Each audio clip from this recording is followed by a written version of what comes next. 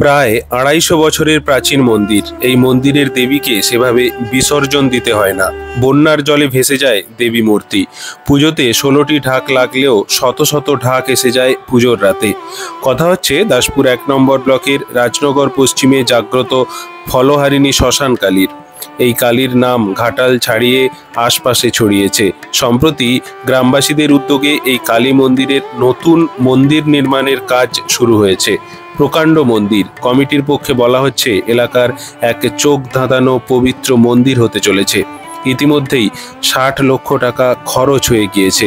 মন্দিরটি সম্পূর্ণভাবে সেজে উঠতে খরচের মাত্রা ১ কোটি ছাড়াবে।